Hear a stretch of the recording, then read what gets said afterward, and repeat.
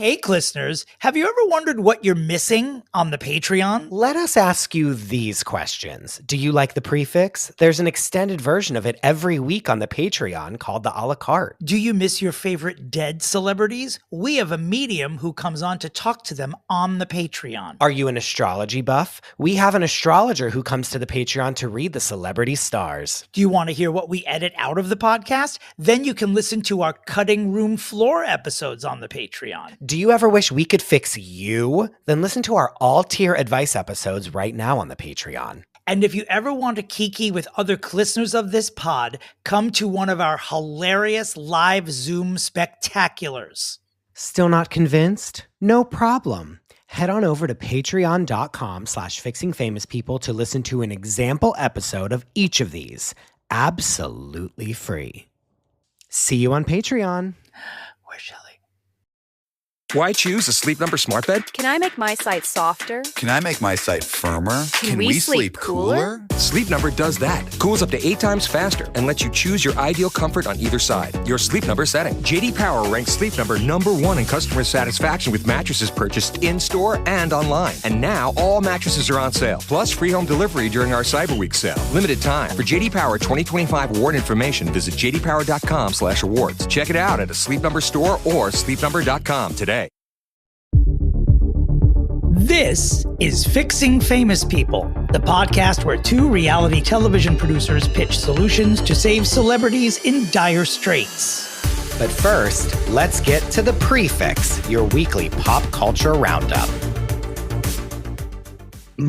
If you saw this hotel room right now, it's the untidiest hotel room I've ever maintained. And I'm like an insanely tidy person. And last night, before my show, I was like trying on outfits and beating my face, and there are not enough surfaces in my hotel room. And it truly looks like a tornado went through here. And then after the show, I came home and fainted to sleep. Because it was just because you just had to throw everything everywhere because there was nowhere for it to go. Correct. I mean, it was like a whirlwind in here. And it's just so untidy. And I did my show in Seattle last night, and everyone is furious that you weren't there, obviously. Okay. Because they wanted to talk to both of us at the same time. They want to see live Fixing Famous People is what they want. Well, and go ahead. We may be giving you that gift next year. We won't give you too many details now, but we may be giving you that. But go ahead. Yeah. Well, I said what shows I was going to be at. Like, they shouldn't be that surprised. If they're true listeners, they shouldn't be that surprised because I never said I was coming to Seattle. I'm sorry to tell you. Prepare for hate. Prepare for hate mail. I'm just telling you. By the way, yeah. The Tremonti's Bakery, they're sisters, and one of them came to the duplex once, and the other one I met. She's a Seattle-based baker and gave cookies. I will have cookies for you when I see you on Friday. But what I'm saving some of these for you because they're so good that I almost administered one anally when I ate it last night. It's really that good. There's an almond cookie that I'm going to sit on when I'm done with this broadcast today. I'm nervous for you to be alone with those cookies, honestly. Because of the butt stuff, or because you think I'm going to be diabetic? I don't know. Both, I think. What happens when you insert a cookie anally? Is that boofing in some way? Like, you should read my book. It's in chapter 6. Okay. Where are you today, Christopher? I'm in the Golden State. What's California? The Golden State? It is the Golden State. It sure is. I'm in the guest bedroom of Flea Fasano's house, and we've been having a ripping and roaring time. We're getting dinner. We're recording this on Monday, sadly. Dominick and I are, but tonight we're getting dinner with Deanna and her husband, Wing. Last night we saw Ann Lieb, like hardcore listener, and Alrinthia Carter, former guest and friend of the show. We had dinner with them last night, and so we're having a fun time. I mean, and this is a good point too. Like, Chris and I have to split up to maintain the vast listenership of Fixing Famous People. So correct. It's difficult for us to be together at the same time. Yeah. But thank you to everyone who came. Some people in Seattle drove and flew from Portland, all wearing Klistner caps, I might add, which was lovely to see from the stage last night. Please tell me you got photos of people with Klistner caps on. Yeah. Oh, okay, 100%. Good. They were posting on their journey that they were coming to the show in their caps. They were posting on Insta. Okay, love that. And I will be, if you're listening to this podcast the day it comes out, which is Wednesday, December 3rd, I'll be at Feinstein's at the Nico in San Francisco tonight. And then on Friday, I'll be at Toucans in Palm Springs with special appearance by Christopher Michael DeRosa, as well as at the Los Angeles show, which will be at the Virgil this coming Saturday, the 6th of December. Oh, wait, I also forgot you're coming to Nashville after that as well. Sure am. On the 8th, we will be at Nashville at the Lipstick Lounge on Monday, December 8th.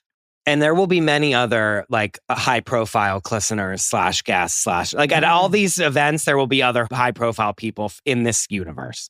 May I just say? It won't be just me sitting there or just me and Hassan. There's going to be many, many Fixe Award winners that are going to be sitting amongst us, like some nominees. Just be ready. Just be ready, everyone. Okay. Siri, order a step and repeat for Saturday, please. Thank you. Can ChatGPT like create me a step and repeat to be printed out immediately? Can I 3D print that? How do I? Yeah. Not Siri order me a step and repeat. I know, because she'd fuck it up, by the way. Like Siri would literally it'd be like half my face and half your face, like in like a human centipede type stitching together thing. I love that. No, she would send like just steps, like dog steps, like to go to a bed. She'd fuck it up on purpose. I mean, where should we begin today? I loved your text this morning when you said, will we be spending the first 15 minutes talking about the 7 Kardashian headlines?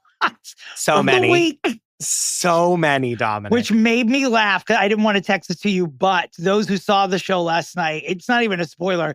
Many of the headlines from this week are not only in the show, but there's a 12 Days of Christmas number as part of the medley where we go through the 1,000 days of Kardashian headlines from 2025. Jesus Christ on a cross. This is a full-time, just staying on page 6 is their full-time job. Like if anyone ever asks a Kardashian, what do you do for a living?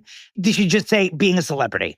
Being on page 6. They're the royal family of the United States. And I mean that to mean like their main job is to just stay in the news cycle. Yeah, without question. They're the only, they do every day.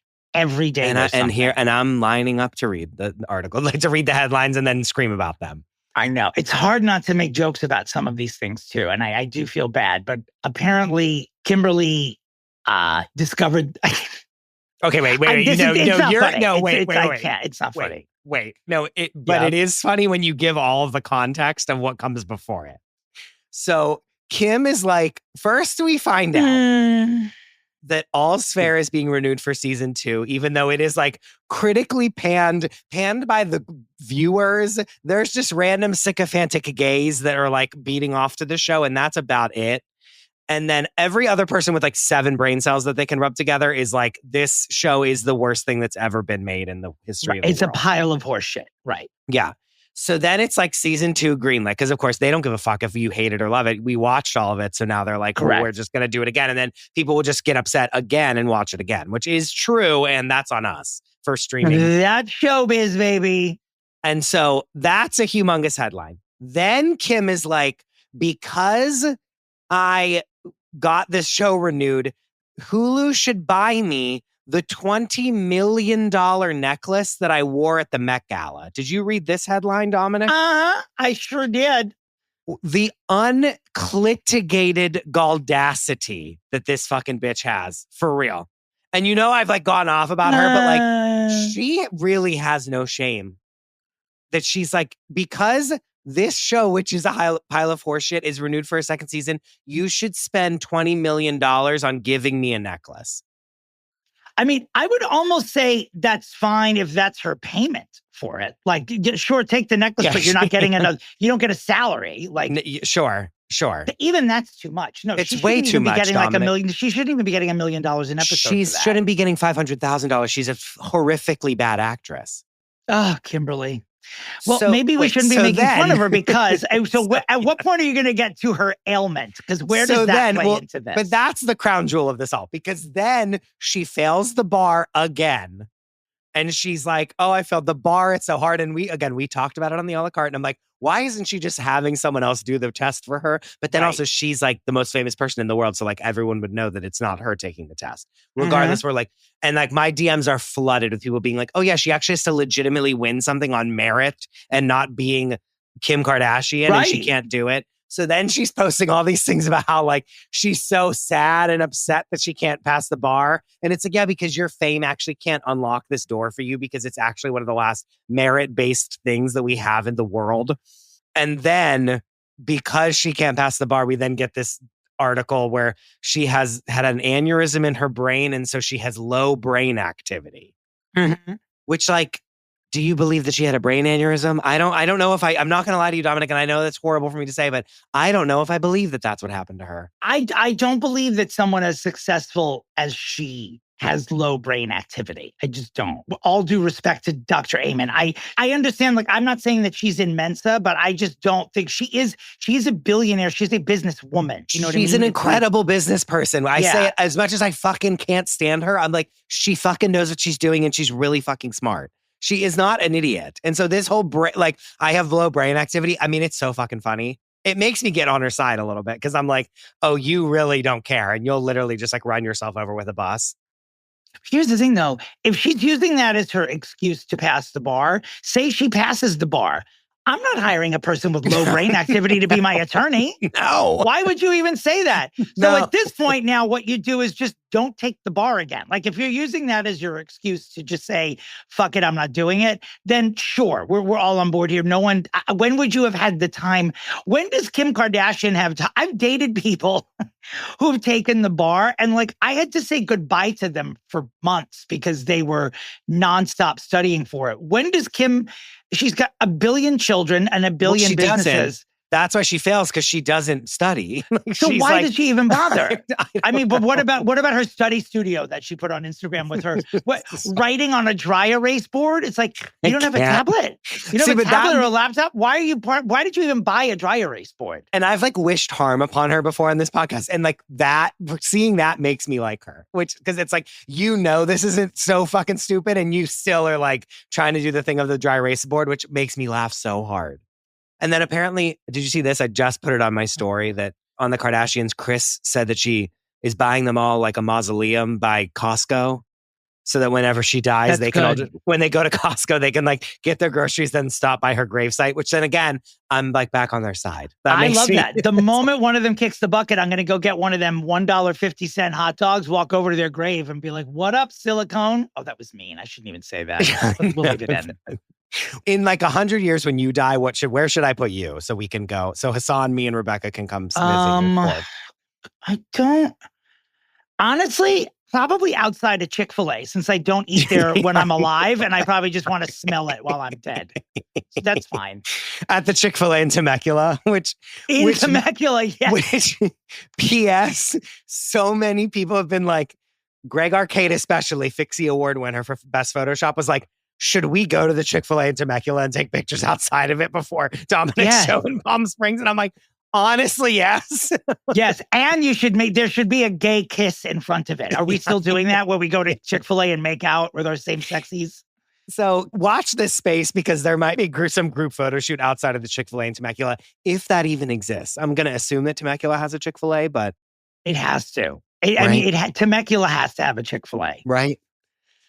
I mean, that's my Kardashian 15-minute tight 15 on Kim, but like, what a whirlwind we've been on with her. And this roller coaster, it's nowhere near done being on this roller coaster with her. Because we're going to have every update of every brain cell that she gains back as she's like doing some God knows what kind of procedure. I think that they are as close as we get to the Truman Show because we're just addicted to their every move. It's worse than Big Brother could ever be. I know. And I fucking hate her. And I'm literally just like, but every one of these like people.com little Instagram squares, I'm like, yeah, give me another headline about how Kim's a fucking asshole. And I'm putting it on my story. I'm like so addicted to how much of an idiot she is. And I love it. I laughed. I know this is terrible, but when I kept getting alerts from all the rags that just said, Kim Kardashian has low brain activity. I'm like, is it April Fool's? No, it's like, And like she let this out. Like there's horrible things that they do that like they bury in the tabloid media by giving other, like, is this something, did she do something terrible? And then she goes, I'll literally say that I have low brain activity. And they were like, okay. I can't. You know what I'm picturing? And I'm going to trigger warning because I'm going to use a word you're not supposed to say, but I picture them sitting around the table at Thanksgiving and Chris masterminding everything and just saying, Kim, go on Instagram and tell everyone you're then you won't be mad about failing the bar exam. But like actually, and that's exactly what it is. That's truly. Yeah. And then Chloe's like, probably oh, not this. Aren't we not supposed to say that word? And Chris is going to be like, Chris turns to her, is like, shut the fuck up, Chloe. Like, and that's then. Which is so funny because I think that there are other sisters in that family that I think are actually brain damaged. Kim is not necessarily one of them. Like if someone told me that Courtney had low brain activity, I'd be like, no shit. Have a vag lollipop. We're only talking about this because it's all over the internet. Like we're only talking about their brain activity because that's all that I see on my Instagram feed. Because they want us to. Yeah. Speaking of the Kardashians, I know, I mean, you know, the reason that Kim is famous, I'm speaking, of course, of Ray J, specifically his penis, but now just Ray J with another tool, a gun. He's on a live stream over the weekend and pulls out a gun on his baby mama, Princess Love, and goes to jail. He pulls a gun on a live stream. Yes. Not Princess. First of all, not Princess Love. I didn't know that was her name. I'm assuming that's his name, unless that's his daughter's name. No, it is. It's Princess Love. Pulls a gun and then goes to jail. Yeah. Wasn't he? You know, one of the Kardashians called the police too. They were probably like, do it. Yeah. No. Because they're suing each other for some nonsense related. Wasn't he bringing them down? Right. Wasn't it being like, this is like a walk in the park next to Not Diddy? anymore. Yeah, I hope he's got his attorneys on retainer. Who do you think he'll hire? Maybe he'll hire Kim when she finally passes. She's like, the bar. I need to be. I mean, horrible. Don't pull guns on people ever, let alone on a live stream where everyone can see. The whole internet. To your children's mother as well. Yeah. Like, what's wrong with you? Horrible. Stop it. Chris like threw that match over her shoulder and let that fire explode, didn't she? She was like, she mailed him a gun and was like, here you go. And then she's like, taking that one's good. And then Chris is like, devil horns, like spiked out and then went back in. And then she was like, wink, and then walked on with her day. All right, let's move on to something else, something much lighter. Andrew Lloyd Webber wants Jonathan Bailey, current sexiest man alive, to play Phantom of the Opera in the next iteration of it. I think that would be, you know, I mean, I think you pick Jonathan Bailey because he's beautiful. His face will have to be covered for the role. Yeah, sure. I think that's a good choice. I didn't know that this was being bandied about. I'm nervous that Andrew Lloyd Webber is going to try to sink his little claws into him in the way, if you know what I mean, and I think that you do, to put Wendy Williams, and I don't like that. I don't like Jonathan Bailey having to deal with that. You know what I mean? Jonathan Bailey could call all the shots now. I mean, you're right. He's now a megastar, so hopefully he wouldn't fall victim to that. Did I tell you that when I saw Wicked Part 2, there were girls that had just seen it that were coming out of the theater and they were posing next to like the cardboard cutout of like the two of them with the like the Yellow Brick Road. And they all had different People's Sexiest Man Alive with the different pictures of him on the cover. And they were all holding them up. And I was like, I was like, want me to take your picture? They're trying to do a selfie. And I was like, hold on, let me just take this for you. And they all were holding up the People magazines. And it was so fucking funny. That's hilarious. Yeah. A group of similarly damaged people were outside Luigi Mangioni's current hearing on Monday. Did you see these fucking bonkers bitches? You're obsessed with these people. We are we're almost a year to the day of Luigi killing that healthcare executive. And there are people that are lining. They were 2 hours late to the hearing. They won't stop tweeting, something's wrong. Oh my God, was he attacked? They're not letting us see him. And then he gets it. There are people dressed up in furry outfits, holding signs, let him go. And it's like, you can't. Well, you think like, oh, this has never happened before. But then I think back and I'm like, okay, remember when Michael Jackson was like found innocent of like being a child molester, which we know is not true. And like, which we know like is the wrong sentence that should have happened. But when that woman was like releasing a dove every time there was like a not guilty thing. And then I'm like, yeah, that woman's a fucking lunatic. And then thinking back even before either of us were born, when the fucking Charles Manson was like, he had like a whole like family of people that was like, yeah, there's someone dressed as like a pink Care Bear outside. Did you see that bitch? Like, what are you doing? Like, you can't just let him go. Like, I understand that the healthcare system is absolutely chaotic, but he can't just kill somebody. You can't just set someone free who pulls out a gun during broad daylight and kills someone. Yes, At the very least, people, like, if you think I'm going to hell because if we have to do what we have to for the healthcare system, he could have also killed someone else when he pulled out a gun in broad daylight in front of a hotel. He has to serve time. Stop wasting your time. Our girl Gypsy Rose, she served her sentence, and there we go. I've called for Alec Baldwin to go to prison. And admitted she should. Yeah, Murder is wrong, Joy, to quote Gypsy Rose Blanchard. I actually think that, now that I'm remembering it, I feel that I misattributed that Gypsy said that, but actually it was my queen, Anna Navarro, that leaned over and said, murder is, I believe that it was Anna, actually, which makes it even funnier. Well, the Lord gave us this segue because our next story is about The View. And I'm clutching my pearls over this one, but there is talk that Marjorie Taylor Greene is on the short list to become a co-host on The View. Surprised? No, because we saw this pastel bitch up there a couple of weeks ago, obviously auditioning for the role, which, by the way, now explains why, in small part to me, no one was going after her, because they would launch about her for years before she was on the show. Rightfully so. She's sitting there and everyone, especially Joy, no one's calling her out. No one's going after her. And now that's the fix. They knew this was an audition before she got there. 100%. And why wouldn't they want her to be? Because all of us would tune in to see how she would deal with all of them. It's genius. Genius.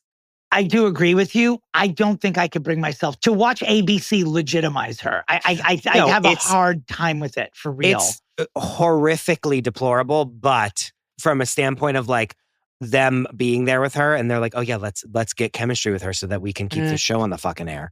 You know what I mean? I don't know. I don't know. New York, if you want this woman to have a job in a city where she said 9/11 was a hoax, ABC, God is watching you, baby. Yeah. I don't know. I don't think it's God is watching you. Not the Lord. Not Jesus Francesca. Cher is watching. Speaking of, once I saw that she was on the short list, I started click-clacking those keys and started editing our bonus episode where I, and awards correspondent Rebecca Louise Bregman, whose birthday it is today, Monday right now. Happy birthday to Rebecca. If you're listening on Wednesday, go and wish Rebecca Bregman a happy belated. We did an episode that's going to be on the Patreon that is us attempting to fix Marjorie Taylor Greene. And we don't usually talk about people like that or any political figure, but we just found her so compelling and so easy to make fun of that we just did a crazy episode, and we're going to see if you guys like it. And it's on the Patreon. It's only on the $20 tier. So it's only for like the deep, deep, deep state listeners. Yeah. And just so we're clear, there was no legitimizing of Marjorie Taylor Greene on our episode like there was on The View. Like our stance politically remains the same. I even wrote, outside of this like Patreon land that is lawless and has no real like moral compass, in real life, she is still 100% unfixable. And so I would just like to state that here as well. Yes. For the record. But all that to say, it's a very funny episode and you guys are really going to like it. It is fun. That's going to be coming out very soon because of all this hubbub. So watch this space. Before she signs on the dotted line with ABC, we should release the Patreon. I think it's coming out next week. So speaking of Cher, as we just did a few seconds ago, there was a rumor, and like a well-reported by reputable sources rumor, that she had signed a deal with Netflix to do this 4-episode bio series. It is not true. One of her reps said yesterday that it's not that thing. It was on TMZ. Dominick, that's so sad. I know. The only reason I'm not sad is because I do want there to be a proper Cher cinematic experience, and I don't know. I would like that to happen first before the Netflix thing. Because these Netflix documentaries they're good, but they're never full meals for me. You know, they're always like they never go far enough. No, because they have full control over it. You said it the other day. It was like they always can like X out anything they want and they can really just like do it. Whereas like a real documentary where you have to put their feet to the fire and they like probably won't like some of it. And that's like what makes a good documentary, is that they might walk away from it like being scared that their image is like not perfect. Speaking of Netflix documentaries, have you seen the new teaser for the 50 Cent produced Netflix series called Sean Combs: The Reckoning? No, but we talked about it on the a la carte. And it was there's a new new teaser. one? A new teaser came out Monday. And 50 Cent and the producer were on Good Morning America on Monday. Now, this series should already be on Netflix if you're listening to this podcast on Wednesday. It would have come out yesterday, unless it got legally stopped, which Sean Combs and his attorneys are trying to do, because it contains, I guess Diddy has been shooting his life since he was 19 years old. He shoots a lot of stuff. Somehow, 50 Cent has this footage. It's in the teaser. And you see Diddy on the phone with people 6 days before his arrest saying, we're losing. We have to do something. And it's shot, and Diddy knows he's being shot. So they were asked by someone on Good Morning America how they got this footage. And 50 and the producer were like, you're asking us to reveal our sources and we won't do that. Diddy's attorney is like, no one gave them permission. This is all illegal. It shouldn't air. But Netflix and they don't care. They're like, we'll fight him. We don't care. They're insisting everything was obtained legally, or they wouldn't be airing it.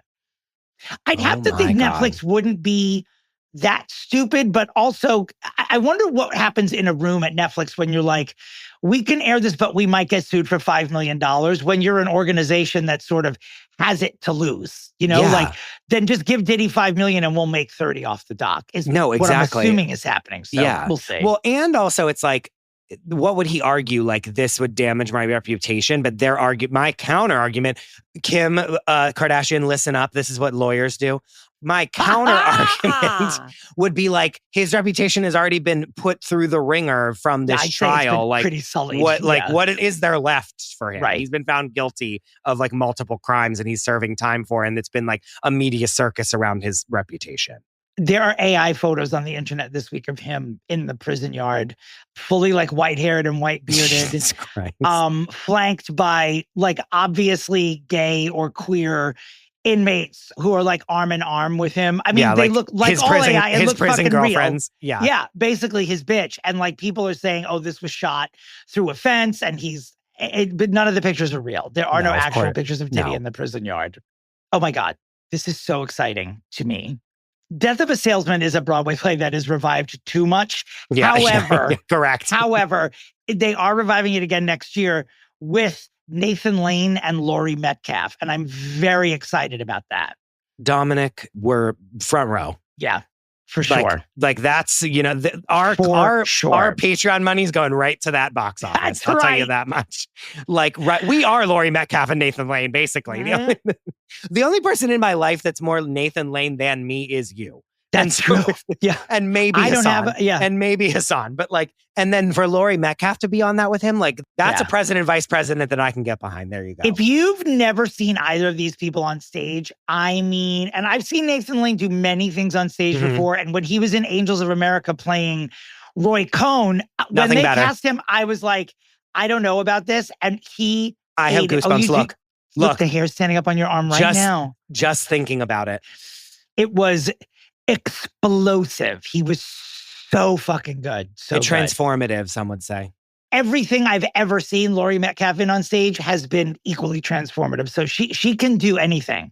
Laurie Metcalf for real is like at Meryl Viola acting level. 100%. Like, without question. Yeah. And I love that she is still so loyal to the stage. I love that she just keeps coming back all the time to do it, because I feel like she can do whatever she wants. I just saw an interview, like a clip of an interview on Instagram that was her on like either Good Morning America or Today Show, and they were talking. She's in something right now, a play on Broadway, or she's gonna be in one, or maybe this is old, but like she's in something. She's in it now. She's on Broadway currently. I can't remember the name of the play though. And she was like, I love doing Broadway. She's like, I love it so much. I love the audience. I love the acting. And like, she's like, I don't need to be in like movies anymore. You know what I mean? Like, even though every time she's in a movie, she's incredible. Like when she's in Lady Bird, I'm sorry, like she should have been given more awards for that. So that was a very tough year. I will read you the nominees, ending with the winner. Leslie Manville for Phantom Thread, the Daniel Day-Lewis vehicle, fantastic. Octavia Spencer in The Shape of Water. Oh, Christ. Mary J. Blige for Mudbound. Laurie Metcalf for Lady Bird, and the winner, Allison Janney for I, Tonya. Oh, God damn it. You're right. Tough okay. one. Yeah, Really that's hard tough because one. she was so good. They were volleying back and forth, I think, that whole award Yeah. season, like about who was winning what. But that's a tough one. Allison Janney, like, No, chewed legend. that movie up. It should have just been called I, Allison, really, because no one cared about Yeah. Tonya in that movie. They just cared about the mom. With that bird, her weird parrot that she had. Incredible. Yes. How are you going to beat someone with a bird? You know what I mean? You can't. Like their biggest scene partner was a bird. Like you're not beating that. Sorry. The New York Post loves to report about Amy Schumer. They must actually hate her. I would like to publicly say, to congratulate Amy Schumer. She's like thin as a rail. She looks wonderful. I don't care about her losing weight though, for some reason. But also most of them like being like, this person looks so different. It's like, yeah, they like did different makeup. Like we have said it a million times. It's like, yeah, they look like this way, but it's like, yeah, because they like have different hair and makeup and they're on Ozempic now. Like, yeah. It's like, is this news? It's not. And I have to say, like, you know, we're dishy and bitchy and all that stuff, but I honestly have very little interest anymore in speaking about celebrities who lose weight because everyone now, you know, there are people that can't lose weight on GLPs for medical or physical reasons, but like anyone who's losing it, we know how they're doing it and congratulations, but it's very... Like, okay, I don't know why it bores me so much. Yeah. No, it gives me, if like talk about someone's face, I could talk about faces all fucking day and face work and all that shit. Yeah. But I'm so bored with the losing weight moment. I feel like it's had its moment. So here's your pills. If you want to lose weight, go ahead or not. We know what it is. So there you go. I don't know why. I mean, really, we'll talk shit about anybody. I think I might be done with celebrity weight loss unless it's like, you know, if Brad Pitt ends up on my 600-pound life, we will speak about it on this podcast. Sure. Not Brad Pitt on 600-pound life. So, Michelle Yeoh, I want to talk about Wicked, which I know is among your favorite things. So Michelle Yeoh is on her own press. She's trying to take over from Cynthia and Ariana as being the creepiest thing on the Wicked press tour. Every interview she gives, she holds her hands in the shape of M's and turns them upside down. She's like, Madame Morrible, Wicked Witch. And she keeps saying it in like she's starting to look like Rain Man in these interviews where she's just like, Go watch the People's Court, Wapner at 4:30. It's like, why do you keep saying this thing? It's gone beyond Gaga's. There could be 100 people in a room. It's gone beyond that. We're all like, Selma Hayek now looking at Michelle Yeoh the way Selma Hayek looked at Gaga on the House of Gucci tour. We're like, what is wrong with you, bitch? How dare you somehow weave in House of Gucci into this conversation, by the way? How dare you? No, and as someone who like would let her punch me in the face, like it is rough to see her do this in every single interview. However, the memes of it and then the like, who else is MM to turn it into WW are so fucking funny. There was one that was like bizarre. Mitch McConnell, flip it around, Wicked Witch. Someone said Timothy Chalamet was like Marty McFly, flip it around, Willy Wonka. It was like, they're so good. There's one, I saw one today where she's playing Mahjong in Crazy Rich Asians and the tile that whoever she's playing, they flip the tile and there's M's and W's on it. That's incredible. I don't know if it was photoshopped or not, but it's like, she's an Oscar winner. She was a legend decades before then. And now the thing she'll be remembered for is this. No, it'll fade. It'll fade. She's doing it. I feel like once you're meme famous for something, that's true. It.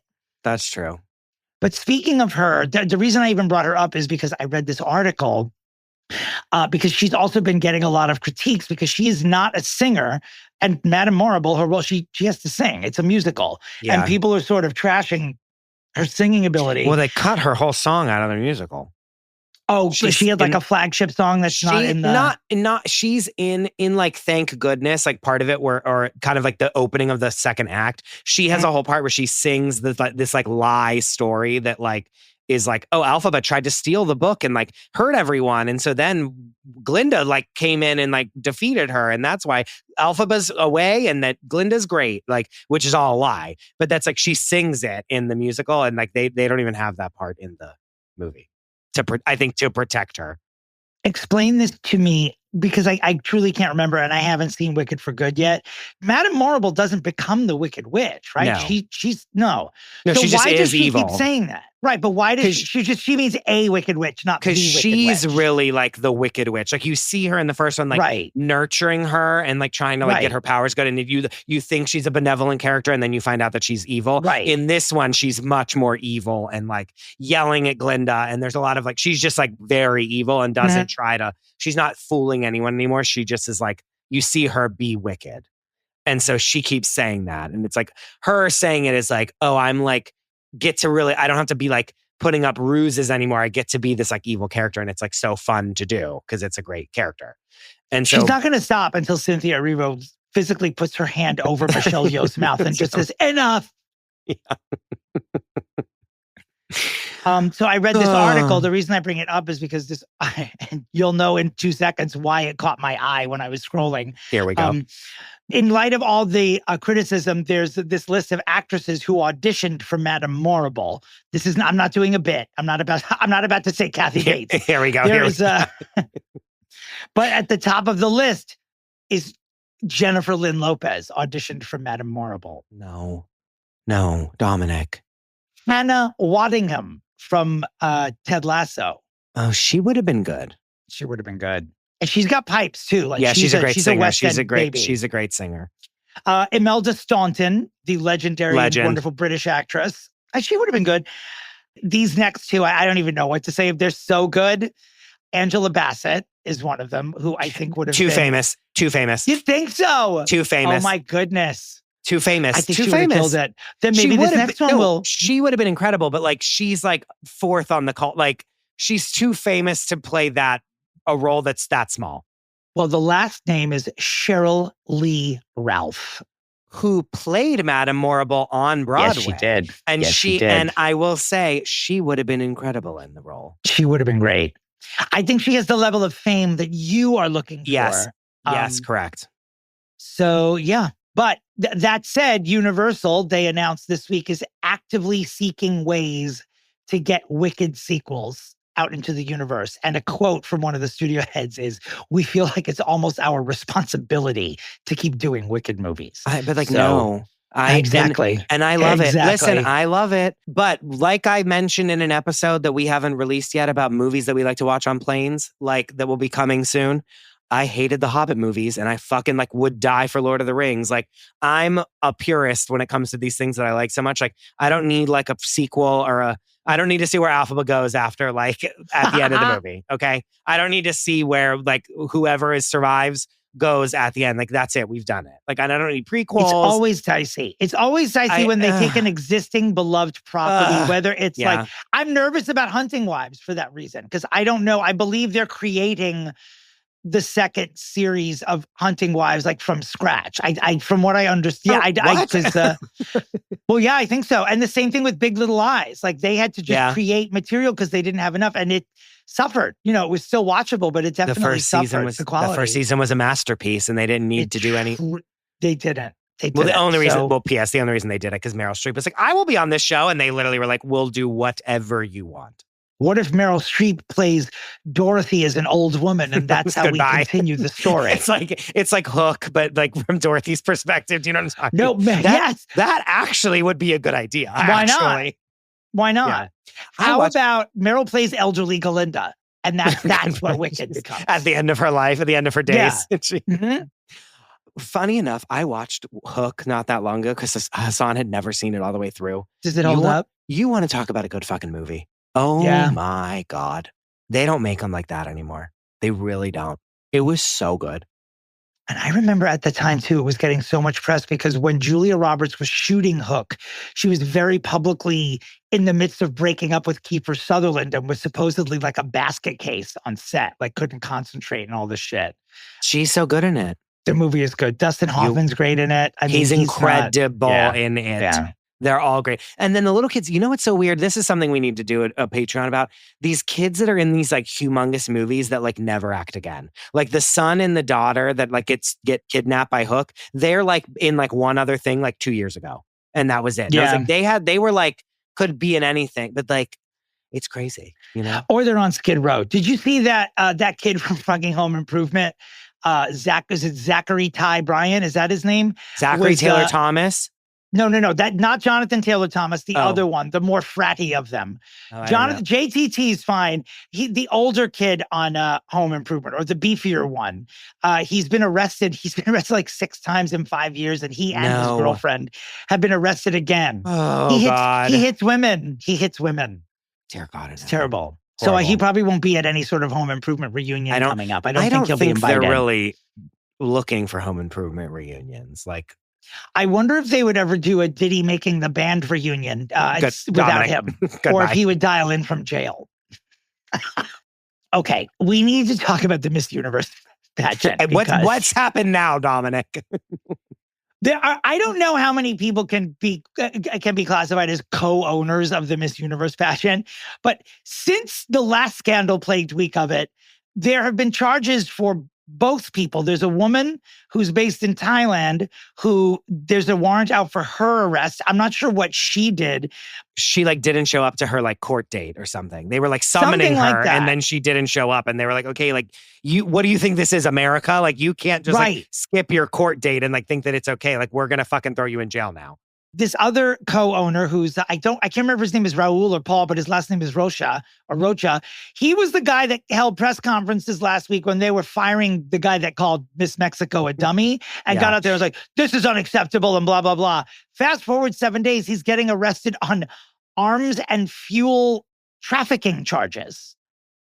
Yeah, listen. What's going on with Miss Universe? What is going on? P.S. Aren't they Thailand does not play. You know what I mean? When you're doing stuff in other countries, we think of our justice system, girl, other countries, they're you're going to get caned, girl. You are going to get caned for that over there. But I'm just saying, they don't fuck around. They're no, we're going to literally throw you in jail now because you thought that you could pull one on us. You know what I mean? There's yeah. Also, you know that there's 9 million owners because you know that the fucking Miss Universe pageant was failing 9 million times. And so they've mortgaged it to the hilt. You know what I mean? Probably. There's 17 different people that have loans out to buy half. Probably. Of it. You know what I mean? It's a house of cards. And so there's the minute one of them goes down, it's oh, you actually technically, because you're a business partner of this person, are culpable to everything that they've done. Do you know what I mean? Yeah, I do. Christopher, Judi Dench is blind. She's I can't go. I got to have someone accompany me everywhere now. It's gotten that bad. She's had degenerative disease for some time, and she's talked about it. But she's basically now she's I'm definitely officially blind, and I can't go anywhere without anybody. So, is this why her whole life is eating in trees? Remember, there's that article that's because she's I can look at a tree. I know what that is. Mm-hmm. Oh, that's so sad. I know. I don't know whether or not that means she's not going to work anymore. I hope that she can. By the way, my friends, speaking of old actresses, my best friends went to see Marjorie Prime on Broadway starring 96-year-old June Squibb. First of all, they said the play wasn't very good. Very sorry, Marjorie Prime. But they're saying it's sort of adorable because when she's on stage, which is a lot, she's always in contact with someone. Someone's always got a hand on her or is holding her hand or is behind her and has a hand on her back so she doesn't not fall, because she apparently has all of her faculties and knows all of her lines and shit, but she's almost 100 years old and appearing in 8 shows a week. Yeah, is a lot of way too much work for her, let alone anyone. Yeah. Yeah. I did one show last night. I could barely walk when I got out of bed this morning, and I'm 54. How this lady is doing 8 of these a week is pretty remarkable. But the point is, I don't think it's going to be there very long because I don't think it's getting well reviewed. So if you want to see June Squibb do her thing, go do it. Go do it now. We spoke about Queen of Versailles closing last week on this podcast. Yeah, we did. Did we not? We sure did. Yeah. Yes. A lot of defenders coming forth. A lot of people very angry at how happy many people have been publicly that it's closing. Give me a break. Shut the fuck up. I fucking hate everyone. That makes me mad. No. Well, because they're releasing. I will be happy about it if I want to be. There are people who've been on this podcast who have released videos where it's just no one should be happy about a show closing and hundreds of people are going to lose their jobs. And it's okay. Well, But I saw again on Instagram. I need to get off my phone first. Can I say that, please, everyone? If you see me on my phone in public, just slap it out of my hand, please. Thank you. That's all. But I saw on an Instagram reel that's never going to happen. Do you know how many photos I have of you in my phone, of you just on the phone? Yeah, like same. I mean, literally same. Or at bars. Yeah, it's like sometimes you're on it and you don't realize that everyone's walked away from you, and like we'll take a picture and put it in the phone. I do the same thing. Like I will look up and be at a different subway stop miles from my home because I didn't look up. Yeah. But go ahead. Yes. I saw some Instagram thing. Someone was doing a podcast, some interview. So I don't remember who it was. No one like famous, but they were talking about, it was theater, a bunch of theater like producers or something talking about. And they were like, the only shows that are like very successful monetarily that are like from this year that like were big were, and I think it's like from last year actually, but it was like Six, and Juliet and something else. And it's like, because there were no celebrities in them. It was just theater people that got paid like a normal wage. And then instead of like them getting like having a job and just working, instead of it being like all the money that they have, they're giving to the whatever celebrity is headlining the show. Yeah. Know what I mean? Like, it's like, I do. It's like, that kind of, and like we talked about it. I said, if they would have done like the Titanic treatment on Queen of Versailles, I bet it would actually do very well. But instead it was a Kristen Chenoweth. It's like, no, Kristen Chenoweth shouldn't be doing this thing that's like, in theory, should be like a bunch of people that we don't know that will like become famous off of these roles of like this funny, stupid, like ribbing comedy thing. You know what I mean? Like she's too famous, much like Angela Bassett. She's too famous. I wonder if they'll bring it back. And maybe they'll bring, I wonder if they'll bring it back in like a scaled down form and it'll do better. Yeah. Like a Sunset Boulevard. Yeah. But again, the documentary is just so good. I've said it 3 times now, but it's great. The source material is just so much to live up to that it's hard to do. Well, Tara Reid has officially filed a police report over the drugging that she experienced at a Chicago bar. This was after a disastrous TMZ interview where when Harvey Levin asked her what drug she had been drugged with, she said she had no idea. And when Harvey said, "Didn't they tell you at the hospital?" she said, "I just didn't remember. Everything was a blur." And so probably at that point, someone pretending to be one of her people was like, "You need to file a police report. You can't tell TMZ in the world that you were assaulted and not actually do something legal about it. You have to go to the police." So she did, but I don't think anything has happened. No, and also like I bet she probably like I just feel so bad. I feel she's so lost. To go into the devil's arms himself, that fucking piece of shit, Harvey Levin. The only reason I don't hate Harvey Levin is because he's friends with Cher. It's the only reason that I don't join you in going off. No, I can't. I know that they're very close friends. That's upsetting to hear. I'm not going to lie to you. It's deeper than that. And I'm not trying to like change the mood, but when a former partner of his died from AIDS, and Cher would like go over and visit with him and wouldn't publicize it. And Harvey, so they have always yeah, it was a thing. See, I changed the mood, and I didn't mean to. No, it's okay. Also, happy World AIDS Day. Let's literally. It literally is today. It's horrible. It is. Today is World AIDS Day. No, I still hate him, but that's fine. Okay, you continue. can. Yeah, that's why I don't. I mean, I feel like if Cher is seeing something I don't see, then I'm going to just respect it for the time being. Sure. You are not obligated. Coming up on the a la carte, you're welcome. Katy Perry is demanding millions of dollars from a disabled veteran. I don't even care if the headline's wrong. I'm just leaving it. No, it's not, though. That's the problem. Millie Bobby Brown reveals a name change that includes changing 2 of her names, not just one. We'll tell you about that. I keep forgetting that she's married to John. That she's a Bon Jovi. She's a Bon Jovi. She's living on a prayer. And Guy Fieri apparently suffered an injury at work that was so gruesome that he's been in a wheelchair. Oh, God. Where has he been? I mean, I'm not his core audience, but I feel like he's on everywhere, and I don't see him. Oh, no. He's like dominating Food Network still. He's just not like the cultural like revelation that he was when he was started, but he still is like, it's him and it's Bobby Flay on Food Network. There you go. It's like he has like 9 Food Network shows still. Also Guys on the a la carte. Guys Grocery Games, Tournament of Champions, which is one that's like their biggest show on Food Network now, where like all these like hardcore chefs go and like compete against each other in this big bracket and all this shit. Like it's like he's over there living. I'll tell you that much. Do you think that if Guy Fieri and Rachel Ray had a child, do you think that just a meatball would pop out? Like, would it even be a person? Would it be like an arancini or something? It wouldn't even be human. Remember on Aqua Teen That'd be Hunger the worst Force? porn you'd ever. You know Can you imagine Guy Fieri and Rachel Ray? Just them even copulating is something that makes me not want to eat. No. Have you ever seen the videos or the things where they were like, imagine if he didn't have like the frosted tips and he just had like a normal haircut, and it's like it's the weirdest looking man in the whole world. Oh my God. I'll send it to you. It's nightmare fuel. But is also he handsome or no? No. No. It's like, but you've like seen that man 9 million times all around your house, like around your neighborhood. You know what I mean? It's like some random big fat white guy. You know what I mean? It's so funny. Anyway. Also on the a la carte today, MIA claims that Beyonce and Jay-Z forced her to partake in satanic rituals, which included drenching herself in blood. Jesus Christ. That's not the thing about Rachel Ray giving birth to a meatball. That was a joke. This thing that we just said, not a joke. And that's it. And today we are fixing who, Christopher? Joan Cusack.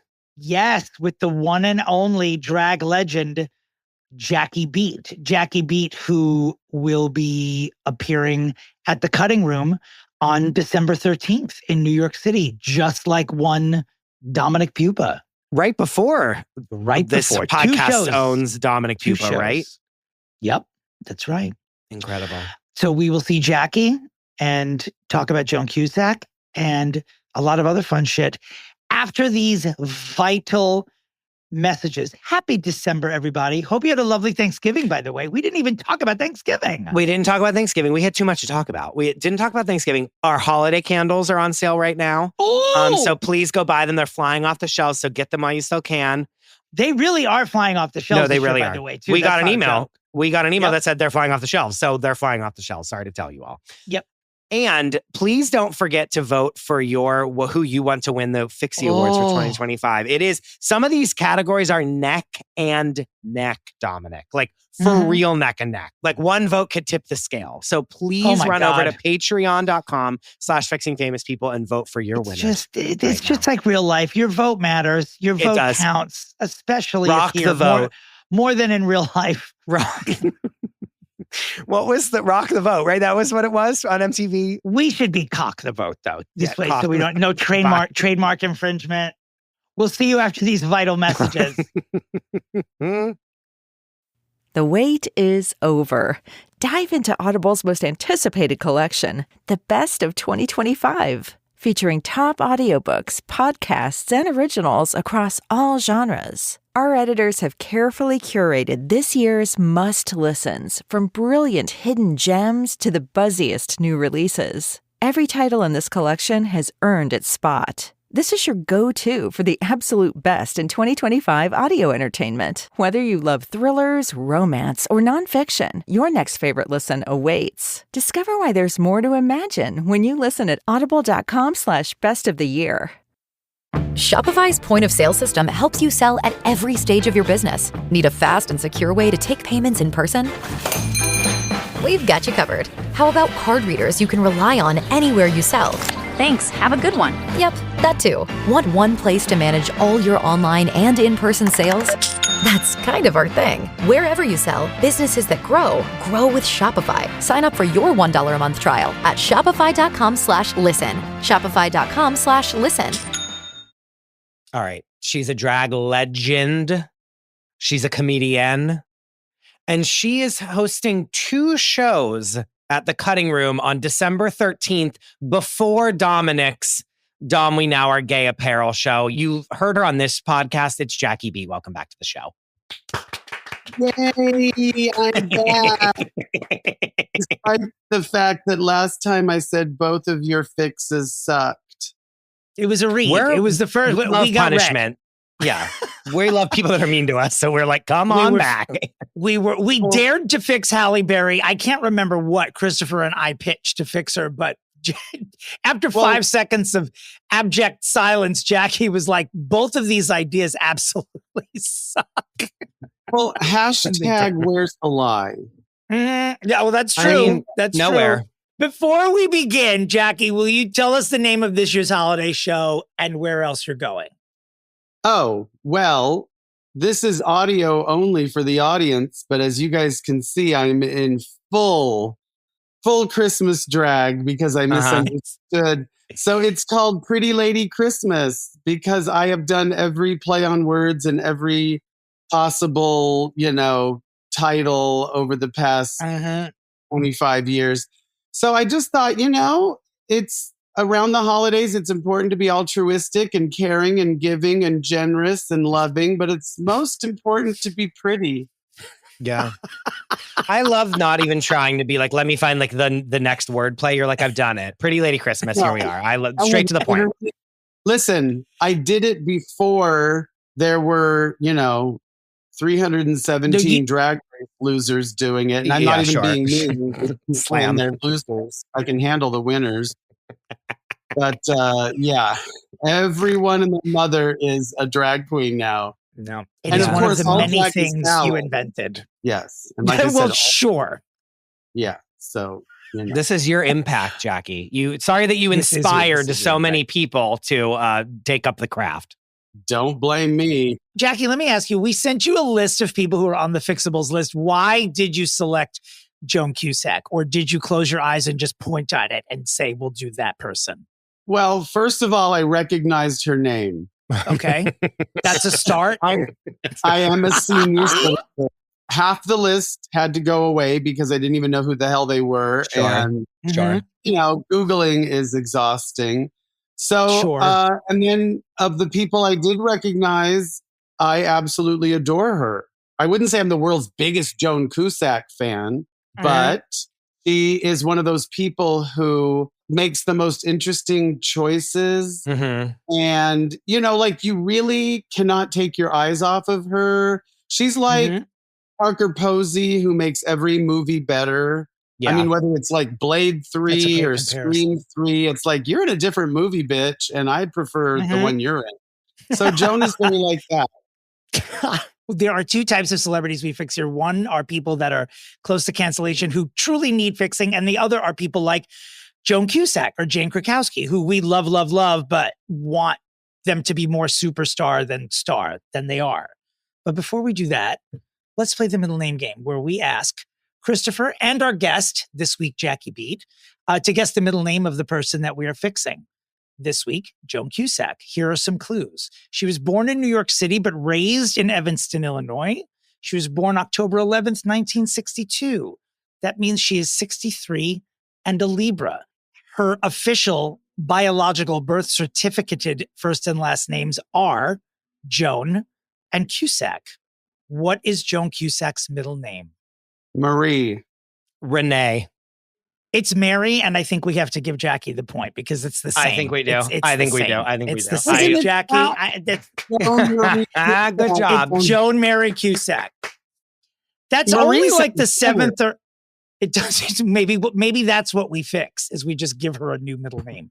Joan Mary Cusack. That's it. Thank you for coming, Jackie. Yeah.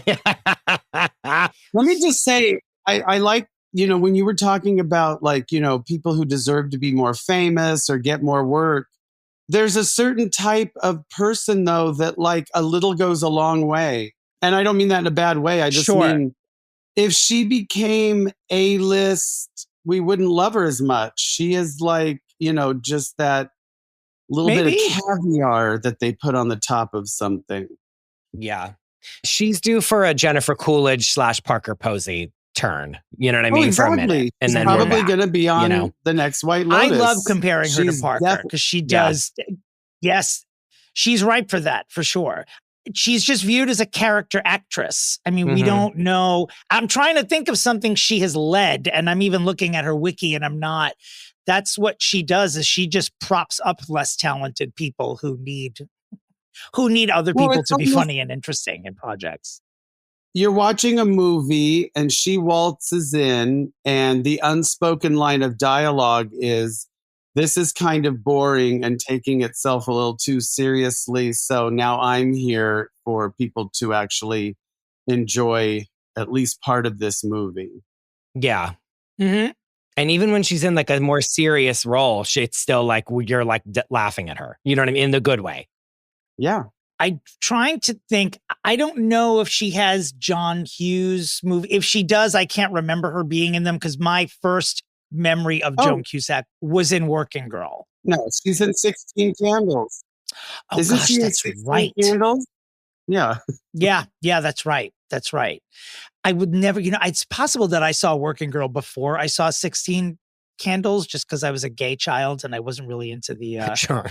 I saw The Breakfast Club, but I didn't go down the other road with the John Hughes movies. I was much more interested in like Dangerous Liaisons and Platoon when I was a kid. Right. Who's she? Oh, in Working Girl, she's like her friend at the office, right? Mm-hmm. Yeah. She's the best and I friend. remember Not her makeup from Staten being really Island. bad. Yeah. But like her friend that works with her. No, her hair should have been nominated for an Oscar in Working Girl. Yes, her wiggery. Yes. I love that she was nominated. I love Working Girl. And whenever, and this is a true story, whenever I think about Working Girl, I think about, I think about Jackie B because about the joke, like one of the funniest jokes my friends and I ever heard was at one of Jackie's early holiday shows where she's patting her brow and says, "I'm sweating like Melanie Griffith the day the movie reviews come out." My friends and I still say that to each other all the fucking time. That was not what I thought you were going to say. I thought you quote this all the time, but you say blah, blah, blah, something, do not go through tests. Like you'll text me like in quick succession. It's like, this is like, yes, 8 p.m. works, blah, blah, blah on Wednesday. Do not go through tests. You text me that all the time. It's a great movie. They're great with great performances in it. And Joan Cusack also, she had like many memorable lines in that movie, like coffee, tea, me, which she says to Harrison Ford when she's pretending to be Melanie Griffith's secretary because Melanie Griffith is pretending to be Sigourney Weaver. What is the other thing she says in that movie? Oh, she's like, oh, you know what? She goes, sometimes around the house, I vacuum naked. It doesn't make me Madonna. That's another famous line from that movie. That is such a great line. And she's not even really in the movie that much. We all have friends that need to be told that. Like, Hermie. Yes. Mm-hmm. I vacuum in the nude. It doesn't make me Madonna. Like, simmer down. And Jackie, you're looking at two of them. So you're looking at two people that need to be told that. So thank you. Guys, that's why I said it. No. Do not go through tests. What about Addams Family? Yes. I know I was gonna get there because that's like her most beautiful role. And I feel like that's where millennials first really get her, not going back to Working Girl, but like where millennials first touch down with her is Addams Family. And she's so beautiful in it. I want her in more beautiful roles like that. I love it when, it's like, I'm the, not classically attractive one. And it's like, she's pretty gorgeous. Yeah. Mm-hmm. Another person that I think is similar is who played Aunt Jackie.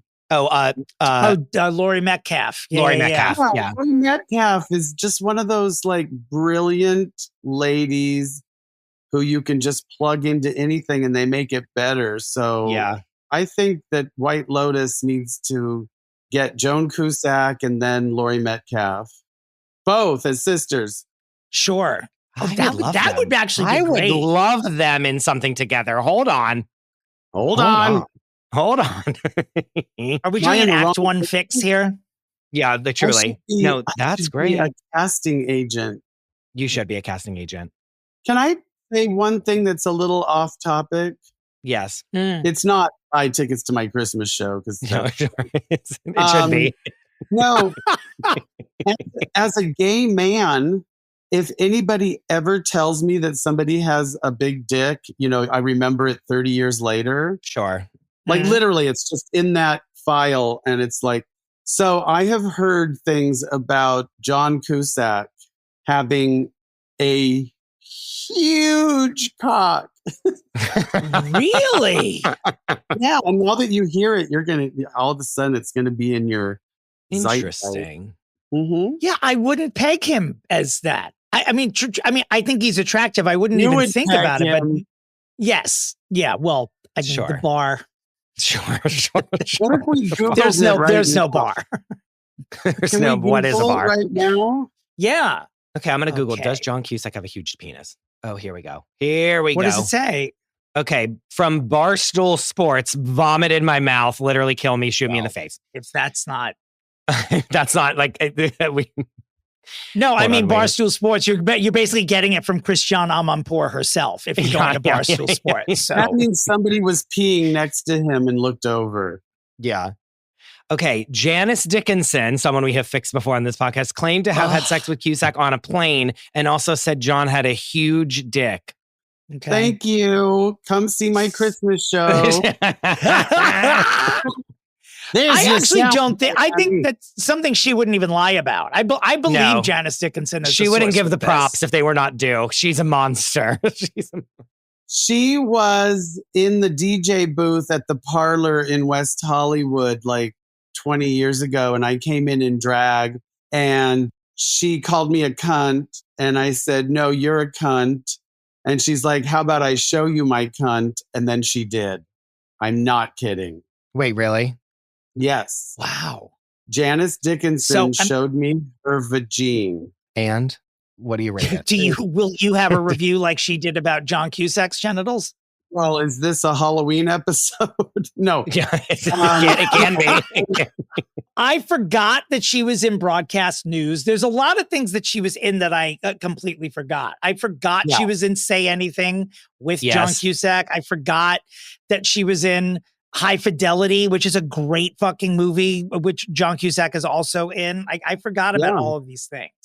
Here's two that I remember that are blasts from the past. My Blue Heaven, she's in, which is Rick Moranis and Steve Martin. One of my dad's favorite movies of all time, by the way. I've never seen. And then she's also in this movie called Hero that was Dustin Hoffman, Gina Davis, and Andy Garcia. And I remember watching this on like HB, like when you had like 700 channels, when like big cable started happening, and they ran this movie all the fucking time. And Andy Garcia is a homeless man who, like, someone saves someone from like a car wreck or something, but then they randomly think that it's this homeless man, and he becomes like a national hero and gets all of this money from being a hero. And then he has to like come out and say that he's a fraud. It's actually a really good movie. Really? You know what it sounds like a mess. No, it's good. I really liked it. And it's just like nostalgic for like New York City in the 90s and 80s. And it's very, I might go find it on like Amazon Prime or something and rewatch it. Gina Davis. Should we fix her? Yeah. We haven't heard from her in a while, and I don't dislike her. Well, she's fighting for women's rights in Hollywood. Yeah, she is. So she's fixing things. She's fixing things on her own, is what she's doing. Oh, important things. More important than what we're fixing. Joan is in Runaway Bride.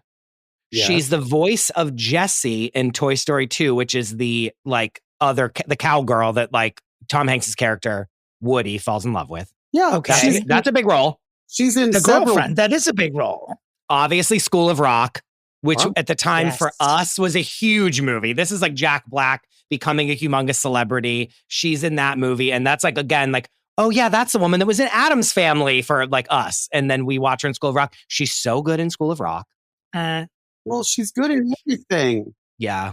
Why are we fixing her? This makes no sense. Because we're trying to, what's the word that we're looking for? Breathe life into her career. I guess. She should be in everything. She should be in everything. That's the problem. She should be in everything that we talk, like everything we see she should be in it. I agree. And I think that we came up with the best idea 30 seconds into this episode, which is she's on White Lotus. Bye, you guys. I do have another idea. Go see Jackie's Christmas show, and then please stay for mine, or get so drunk at it that you can't move and stay for mine. I have another idea for her, but I don't think I knew that she was on Saturday Night Live for a year. She was an SNL cast member from 85 to 86. Really? Yeah, not a good time. Not a good time on the show, but I'm surprised that I didn't know even that she had done that before. Also, did you guys, I didn't watch Shameless, but apparently for the entire run of that show, she was like dipping in and out, and she was nominated 5 times for a guest star Emmy, and she won once. Dominic, it is the best role she's ever played in her life. She's this neighbor that they That's have. A heavy statement. Yeah. No, listen to me. I believe you. It's a neighbor that William H. Macy, who is like a literal clitoral scumbag piece of shit in the whole show, he goes and starts hooking up with her. And she has a very clean, nice home because she's a germaphobe, and she's scared to go outside of her house. Okay. So she has this clean house. So he's like, oh, she'll like cook me food and let me take a bath here because my kids kick me out of the house every day because I'm a drug addict and like treat them like garbage. Got it. So he starts hooking up with her. Then she starts saying, well, my biggest kink is that I want to put my foot up your butthole. And then he's like having to let her do that. And then she's pulling out toys and all this shit. So to keep a roof over his head, he's like getting it up the butt by all of her toys. And it's the best scenes you've ever seen in your life because he's like hates that it's happening to him, but he's like forced to continue to let it happen to him because he has nowhere else to go. She does it so well. She's such a fucking lunatic in this role. Again and again and again, he keeps coming back to her and she's incredible in it. And then eventually one day she walks out her front door and a plane engine literally that's on fire falls down and into her front yard and she runs screaming bloody murder because that's like her biggest fear is like the sky is falling. Do you know what I mean? Like she's like, if I go outside, like something really terrible will happen to me. And it does. And she like runs away and you never see her again because she leaves Chicago. It's beyond like the best thing I've ever seen. It's so Can good. we just go back up 30 seconds. Whose asshole is she fisting William with H. a foot Macy's. or footing? Wow. Footing. Yes. You know, a lot of people, not just my parents, have talked about loving Shameless. Perhaps that is something I should begin. When you're done rewatching Sopranos, I'm telling you, first, bare minimum, first 3 seasons of Shameless, perfect television. All right. Really? I'll put it on that list. Yes. Once we get to Dermot Mulroney being the Dermot restaurant owner that she falls in love with, then we're getting into territory that I'm like, what the fuck is the show now? But up until there, it's such that show was on for 10 years. Yes. Can you that Shameless was on for 10 fucking years. It was Isn't that Showtime's right? biggest It's so bizarre. show. Yeah. No, it was great. I watched it weekly for years and years and years. It was an incredible show. And she would leave and you're like, oh, you're never going to see her again. And then she would pop back in another season and you would be like jumping up and down because you were so excited to see what she was going to do. It was like incredible, her acting in this show. I'm serious. I wonder if there's a way that we could have AI just string together her scenes to watch it. Like I wish they would do with the movie Julie and Julia. So I don't need to see Amy Adams. So I could just see Meryl as Julia Child. I would watch. The thing I saw her in last was a show called Homecoming that was on Amazon Prime. And the first season of it was Julia Roberts' like foray into television. And it's one of those shows, it's like a show right up my alley that's like a mystery about some like tech secret thing and like about like mind control. And it was very like the FBI is like listening to us kind of a show. And it was really good. And the second season had Janelle Monáe as the main character. And it was a really good show. It only had 2 seasons, but Joan Cusack was a guest starring role in that season. And she was obviously incredible in that as well. But then she hasn't really done much since, which I'm like, rest, girl. You know what I mean? I don't want her out here like pounding the pavement if she doesn't need to be. I feel the same way. Yeah. I feel like, listen, if you've been working for the past 35, 40 years and you have Shameless, you know, she was on Shameless for 10 years or whatever, it's like, go relax, have a good time. You don't need to, overwork yourself. But everything she's ever been in is incredible. Is someone pitching self-care here? Is that the? No, I do have my pitch, but we should retire. I did have my pitch before we walked into this, but we have talked about it 17 million times. And so I feel like it won't be a surprise when I do it. But are we ready? Dominic, do we feel that we're ready to do this? I feel that we're ready, yeah. I am not confident that either of us will have a pitch that Jackie likes better than hers. And if we have to put it up for a listener vote, we can do that. But we should still pitch for sure. Yeah. It's also a good pitch. Like, I mean, the White Lotus pitch is also pretty good. But if we impress you more than yourself, I mean, I'm sure that came out wrong, but you know what I mean. If you like our pitches better than yours, please pick one. Christopher, it is your time to pitch. My original pitch going into this was truly have her be on White Lotus. Like, it really was. I'm not going to pitch that because we talked about it so much, but like, that is, no matter what happens here, that is what she should actually do. And if, Ron, what's his name? Mike White, are you listening? Like, is this thing on? That's, if she was on White Lotus and it was like the director in the front desk, she would be so fucking incredible and like getting all them in line. You know what I mean? Like, she would be so fucking good as like the cruise director. She'd be incredible. But what I think she should be in is one of 2 television shows. One of which is a show on Apple TV that I fucking hate, but I watch every single episode of. And that is a show called The Morning Show. I would love for her to be someone in the morning. But again, no one will watch it because no one watches this show except for me and Tom Chacho, our friend. So like no one will see this. So this is not the show it should be. But she'd be great as like a competing anchor on the morning show. But what she really should be is a new lawyer that comes in to try to do a merger with the law firm in season 2 of the Kim Kardashian vehicle, All's Fair by Ryan Murphy. Oh my God. Oh my word. I want her and Glenn Close going toe to toe in the boardroom / That's interesting. What is it? Courtroom. I'm like, what is it called? Courtroom. If her and Glenn Close are sparring orally in the courtroom, come on. What else do you want to see? Orally. And that is your pitch. Verbally. And that is my pitch. I think she should be on season 2 of All's Fair, which we know is getting a second season, even if it's the worst show on television. It's probably already and it will be. Yeah.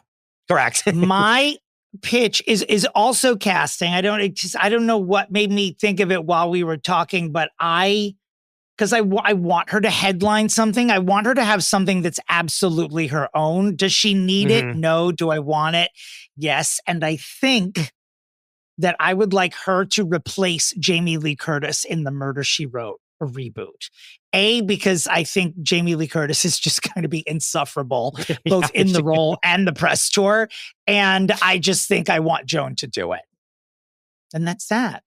Dominic, I did not see that coming, and that was a good pitch. Well, I always have Angela Lansbury on my mind. Sure. Because I am now of the age of Jessica Fletcher. So this is what happens. Jessica Felcher. Jackie, have you heard a pitch here that you love more than yours? Well, I have a few things to say. Here we go. Here we go. Here comes the dressing down of the century, part 2. Go ahead. No, listen, if she did the White Lotus thing, it's 2 birds with 1 stone, because I'm friends with Parker Posey, and she was texting me and telling me, I almost went with her to Thailand or wherever Why? Thailand, Why right? didn't you? Oh my goodness. Why are you saving this for now? I was like, can I be your emotional support drag queen? Anyway, I'm glad I didn't go because it went forever. Listen, if Joan was on White Lotus, I'm just going to say this, she would also get that much needed relaxation because it is such an ensemble. She would not be busy all the time. Self-care it's all about like these amazing meals and 2-hour massages. It really is like what they're, portraying. So that would be my number 1 choice, but I have to pick one of yours. One of your first. Oh, I also wanted to say, where's Working Girl 2? Like, I feel like they were kicking it around a little bit in the pandemic when it was like all the sequels were getting greenlit, and then I feel like it didn't go anywhere. I feel like we have talked on this podcast saying that that people were sniffing around about it. They should have done that instead of, Freakier Friday. Anyway. How dare you? Okay. The millennials needed it. Okay. The millennials needed Lindsay Lohan to be back in the spotlight. Okay. Yes. I've never seen either. Okay. One. So what were the choices? So you don't have to pick, we could put it up. We could do a vote. And in that way, we get to mention our holiday shows again, even closer to the date of our holiday shows the week after when we reveal the vote. I have a feeling people are going to like Jackie's idea the best anyway. I sort of do as well, but I'm curious what the listeners will think. May we put this up for a vote is my question. I mean, unless you absolutely must. Let me say this. If Joan is on White Lotus, she needs to do that sort of signature role where she seems very unthreatening and just very surface level whipped cream. And it turns out that she's, working the front desk at the White Lotus Resort because she actually is a serial killer. And she's laying low. Yeah, she's letting the heat blow over. Yeah, incredible. Yeah. I honestly feel like all the ideas are good and that's really saying a lot about her because she's just capable of so much. And I would love to see her on All's Fair because, you know, it is that very woman forward. You know what I mean? Like, think of her suits. Think of her suits and matching jackets alone. You know what I mean? Matching long coats. Exactly. Yeah. I think it's a vote. I think they're 3 great contenders, and I think we really need to have it be voted upon. Is what's really happening here is that I'm just really bad at this? No, we do this all the time. No. Okay. There's many a time when there's like, oh, we don't know, like it's too close to call. And so we choose democracy and we have a vote happen. Yes, absolutely. While we still have it. So you'll have Jackie beats White Lotus with the added bonus of Joan getting some self-care in Thailand. You also have Chris with Joan Cusack joining season 2 of All's Fair. And then you have my pitch, which is Joan replacing Jamie Lee Curtis as Jessica Fletcher in the Murder, She Wrote reboot. Let's take it to a vote and we will give you the results next week. Jackie B, thank you. Yes. Wait. What if she replaced Jamie Lee Curtis in the next Halloween reboot? Aren't they done? Wasn't it Halloween Ends? Wasn't this supposed to be the end? Wasn't this? It's never going to end, you guys. No, I refuse to submit that idea. Absolutely not. No. Sorry. Can't we? Hasn't she done enough? Holiday. It's not about Halloween. It's about Christmas. I should be saying, how dare you, Dominic, that you're taking a role away from Jamie Lee Curtis. And I'm even, because it's so good, I'm not even saying that. So, but the reason is because JLC won the Oscar. I was happy that she won. I sort of wanted Angela Bassett to win just as much. So I was happy that she got in there. I now wish Angela Bassett won because I feel like she's been insufferable since then.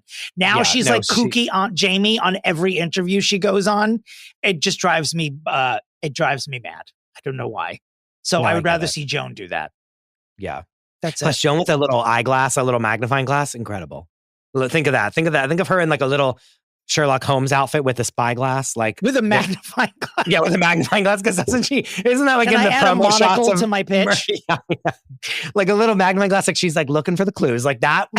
Sign me up tomorrow. Jackie, please tell everyone where they can find you. Thank you for being here. And obviously they can buy tickets to your holiday show that is on December 13th at the Cutting Room right before Dominick's show. So you guys can do a 2-in-1, people. Okay. I had no idea Jackie was doing a holiday show. It has not come up one time. Neither did Jackie. Yeah, well, you can find me on social media at Jackie Beat and, whatever. Sure. The numbers never go up. Have you noticed? Yeah. No matter what. Oh, don't I know it? Yeah. If only Jamie Lee Curtis was this demure on her press tour, I wouldn't have a problem with her. But instead, JLC needs to take clues from JB. Yeah. Yeah. Oh, God, Dominick, where can people find you? On social media at Dominick Pupa or my website, stommentary.com. I, too, not to dolezal you, am on tour with my holiday show now. Find all the dates there. And, of course, Jackie and I will both be separately at the Cutting Room on December 13th in New York City. Christopher, where can our listeners find you on the World Wide Web? P.S. How did I not make a double header joke with the two of you going back to back? Ooh, anyway, you can find me at the DeRosa. You can find all of it. You can find the show at Fixing Famous People, and you can find the Patreon at patreon.com/Fixing Famous People. I wish you both well, and as always, where's Shelley? Goodbye.